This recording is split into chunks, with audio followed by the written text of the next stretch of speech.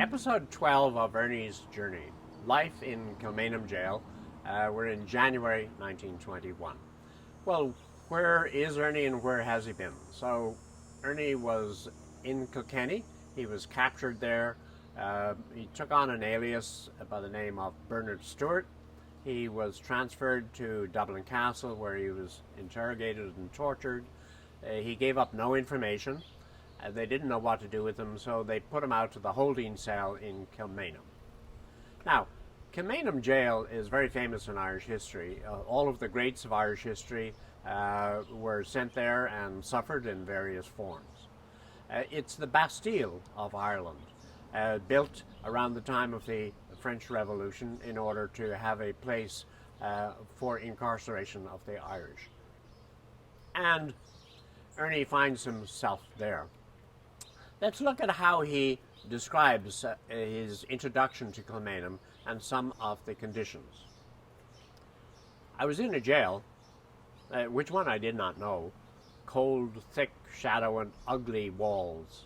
My boots crashed off the flags. A clerk in uniform asked questions. An officer stood by and looked at me. He spoke in a cold, thinly contemptuous voice. I disliked him thoroughly. "Come to attention when the officer speaks to you," said the clerk. I did not move my feet or hands. "Am I to be treated as a soldier?" I asked. There was no reply. The jail was over 6 feet thick walls. The cell windows narrowed like a loophole. It was clogged with dust and high up. I could reach the ledge with my fingers by springing, but they slipped off before I could get a good grip. Murky light made reading difficult. The books lent to me were detective stories and tripish novels. The cell walls were crusty with age, dirt, and misery. The passage was damp, the walls oozy and smelly. Boots beat out a noise that hit back off the walls. Cell doors opened and shut in iron strength, with a nerve-jumping tear. Jail was at first a half-world of bone-cold smells, muddy light, and crushing walls. I would stand up to yell with a high sustained note or sing songs. It was hard to throw myself mentally outside the walls and to think what the martial law area was doing, or what the changed winter was bringing to the land. Rain would pelt off the walls and swirl and scream. Both were cheerful sounds now. The itch spread. When I rubbed my skin, small swellings came. It was impossible to prevent myself from scratching. Now, that was the general condition in which Ernie found himself. But he was living with a great fear, a fear that he could be identified at any particular time. And there were two concerns, fear from outside disclosure and discovery by the British, as well as internal disclosure. The capture of my papers made the British more aware of my activities, but it also showed our determination and intention to make government in Ireland for them impossible. As a result, the following. 30th January 1921 to Lieutenant Colonel Beattie, Colonial Office, Whitehall. There is a notorious rebel and officer of the IRA who has been concerned in many attacks on barracks named E. Malley. He has a brother, I believe, named F. Frank Malley, 1st King's African Rifles, and his address is care of Chief Secretary Zomba Nyasaland, British Colonial Africa. Can you tell me anything about him, or would it be impossible to obtain any correspondence that he may have had from his rebel brother. E. Malley is on the run, and I am anxious to locate him. Yours sincerely, Colonel Police Advisor. Now, actually, Ernie was not on the run. He was Bernard Stewart, held in Kilmainham jail, and had already been in Dublin Castle, unbeknownst to the police advisor.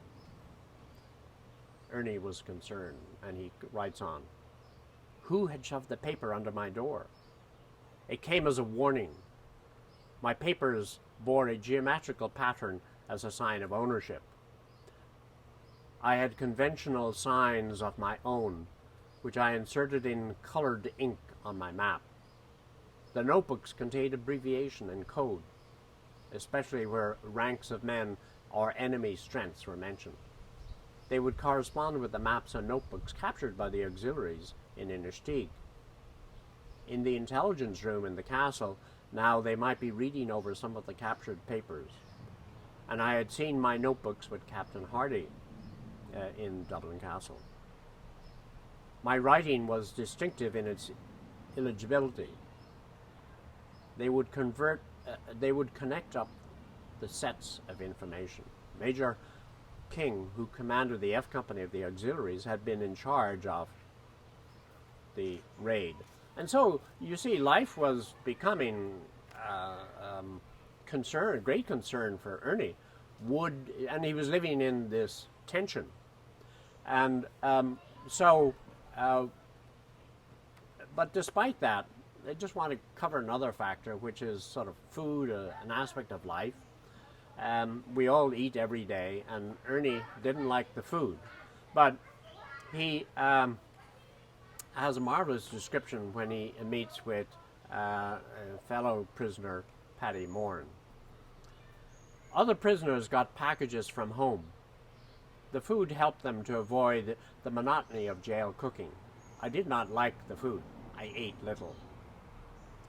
I crumbled the bread into pellets that made it last a long time.